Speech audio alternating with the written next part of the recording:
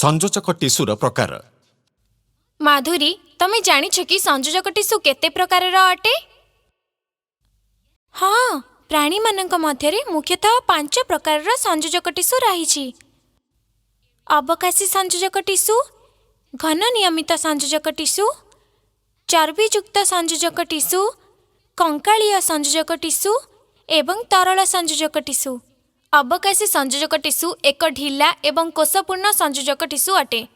अवकाशी संयोजक टिश्यूर ढांचा धला एवं हलदिया मज्जा तंतुरे गठित अटे। घन नियमित संयोजक टिश्यू गुड़िकरे सुव्यवस्थित एवं घंच भाव बांधी होइथिबा तंतु एवं कोष रहिछि। पेशीबंध एवं अस्थि समूह को बांधी रखुथिबा टाण तंतुर मुख्य उपादान घन नियमित संयोजक टिश्यू अटे।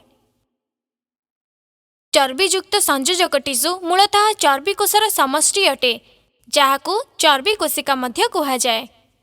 एही कोष गुड़िक अंडाकृति किंबा गोलाकार अटे एवं यह बृहत चर्बी कणिकारे परिपूर्ण। कंकाळीय संयोजक टिश्यू उपास्थि एवं अस्थि गुड़िक धारण करथाए, जहाँ मेरुदंडी प्राणी मानक मध्यरे अंत कंकाळ गठन करिथाए।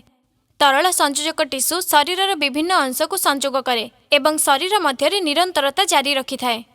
एथिरे रक्त एवं लसिका अंतर्भुक्त अटे।